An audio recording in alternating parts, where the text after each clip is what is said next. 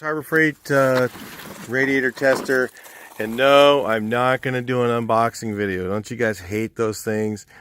But before I unbox it, please subscribe. The YouTube channel needs subscriptions, and we got to keep our subscriber bases up pretty high because I don't know how they're gonna keep changing this, but I don't usually like to ask for them, but we need subscriptions. Hit the button, please.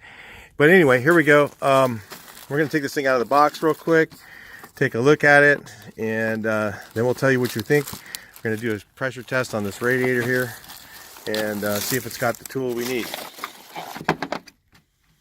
So as usual, it's got the cheesy Harbor Freight Tools box and packaging. Of course, make sure if you buy one that it's still got this on it, because you never know, it might be missing parts. And it's in a neat little case. It's actually pretty cool. You guys are looking at it as I am.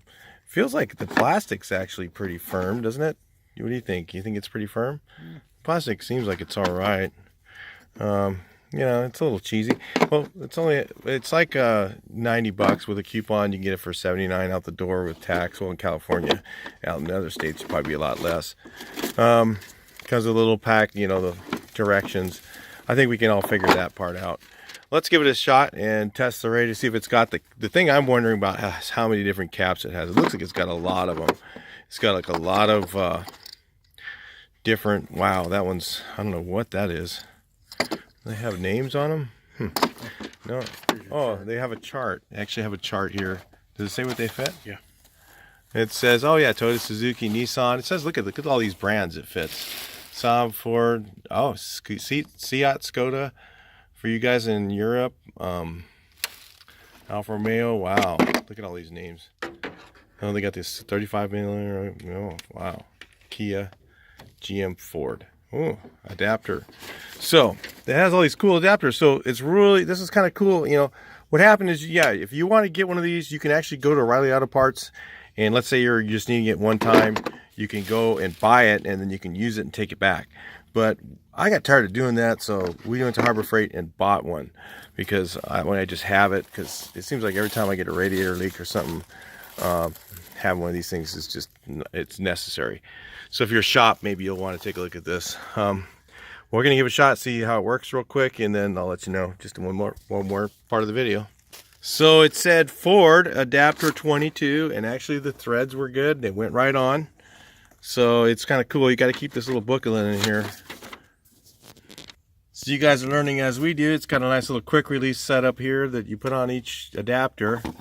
Kind of a cheesy hose right here. Let's give it a couple pumps to see how it goes. So we do have a leak. Oh, what's it doing? Is it Harbor Freighting on us? I think it's Harbor Freighting. Well, actually, you got to give it a lot of pumps because you got to get, it's got a lot of air in the top part. Like we got a pretty low radiator, so it's going to take quite a few pumps to get it up. Hold on, we'll check this out. No, it wasn't Harbor Freighting. It was just brain farting. So, yeah, you just got to give it a lot of pumps when you have some air in your system.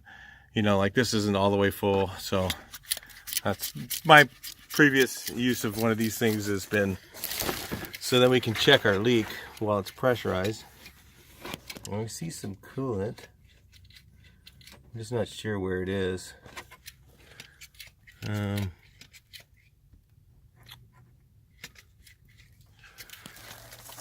But it seems to work okay. The pump actually works pretty good. The pump's made out of plastic, which that doesn't make me too excited. And the gauge, of course, is typical junky Harbor Freight one. But, you know, if you're not using it a lot, it might work out. Oh, and look at this thing. Look at the pump part right here. Are the threads crossed on that thing? It looks like they are. Yeah, nice. The threads are crossed on here.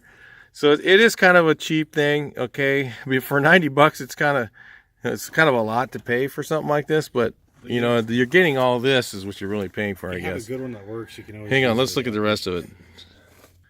Well, it just seems like the Chinese guys who put this together didn't know how to thread it, so that wasn't a real big issue. Can't clean my lens here.